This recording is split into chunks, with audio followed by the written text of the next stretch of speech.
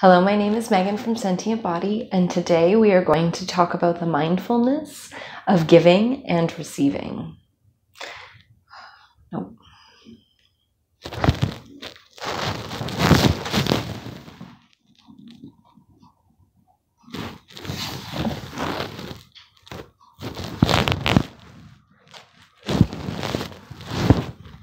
Hello, my name is Megan from Sentient Body, and today we're going to talk about the mindfulness of asking and receiving. So to start, I'd like to share one of my favorite quotes. It is hard enough to give fearlessly, and it is even harder to receive fearlessly. But within that exchange lies the hardest of all, which is to ask without shame and to accept the help that people offer, not to force them, but to allow them. That's a quote by Amanda Palmer from her book, The Art of Asking. And it really touches on two very difficult practices. One is asking for what you really want, which is something we're going to focus on in our homework this week. And with this, what we find is there's a lot of social platitudes, people who will often ask you questions and they're not really listening to the answers. It's just the social graces. How many times have you said, "Oh, how was your weekend?" or "How are you doing?" And then we're not really listening to the answer. We're kind of moving on, or we're waiting to share what our news is instead, and we kind of check out. And we do these social platitudes in the name of being kind and polite, but truly to ask someone a question and then not to answer, not to listen to their answer is not polite at all. In fact, we're doing them quite a social disgrace by disrespecting their time and their energy like that. So part one of our exercise is really being clear on what you're asking for. If you're just asking someone how they are because you want to share your news, you're waiting for them to ask them. Instead of going through that, maybe come and say, "Hey, I really want to hear how you are, but I have some great news to share. Do you mind if I go first?" Right? That way you're still acknowledging them, but you're also still being true in what you want, which is that you wanted to share your news. Other examples of asking for what you want, sometimes you go out for dinner and the dessert menu comes and you're really attached to having dessert, but you don't want any if the person you're with isn't getting any, or maybe you're attached to, say, mint ice cream on the menu, but you say, "Oh, it's okay, you choose," when really you know what you want, you're just not asking for it. So that would be another practice of, if you know what you want, just putting it out there. "Hey, I'd love to share dessert with you. Is it okay if we get mint ice cream?"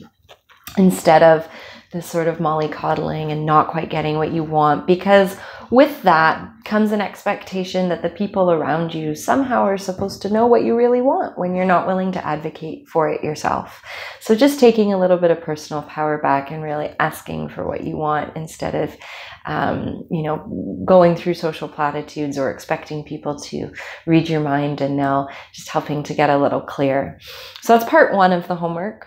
Part two is receiving, and that can often be the hardest of all. Many of us like to be giving and aren't always so good at practicing receiving. And receiving comes in all ways. It's not necessarily positive. Sometimes you will ask a question, "Hey, can you do this for me?"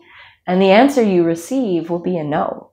And that's okay. But part of asking is you're wanting an honest answer. So if that person's answer is no, really receive that. Don't take it personally. They're allowed to say no. It might hurt your feelings. It might feel uncomfortable every once in a while, but that's okay. And life will go on.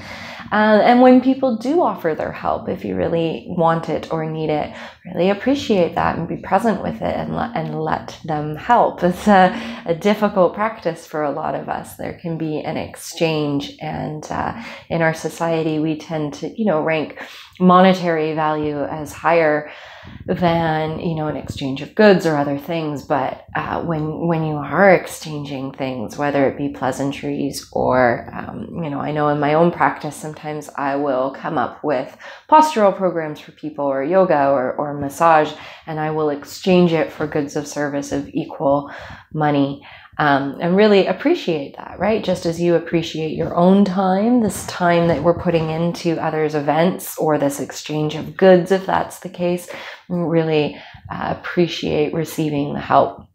And sometimes it's just as simple as being the messy one in your friendship. Some days, you know, even the toughest of people who like to hold it all in, some days we just need to call a friend and receive that help on the other line, whether it's just, you know, someone taking you out for a cup of coffee to listen, or a friend who's able to provide a distraction for a little while, or even great advice, right? Really receive that help and acknowledge it. And I find that especially when you acknowledge that you're receiving people's help, the people who are giving you that help, it makes them feel good too, right? And it doesn't have to be elaborate, but just saying, hey, that I really appreciate that you did that for me, or hey, I noticed that you did that for me and it means a lot. I value your time. You'll really notice how that changes interactions in your relationships and helps everybody feel a little bit better. So your exercise for today is to ask for what you want in your social situations, personal situations, or even really being honest with yourself. Do I really want that? Is that really in line with my greater goals? And then part 2 is to practice receiving both positive and negative, whatever responses come at you. Remember, if you get a no, it's not the end of the world. You're allowed to say no. Life will go on. But if someone does say yes, notice how that makes you feel and acknowledge, you know, how it feels to be heard and to have that exchange. And just bringing a little more mindfulness into how we engage with others and communicate with others, and notice how it makes you and other people feel. One note about this exercise, it's much easier to start this practice with more simple, more mundane tasks.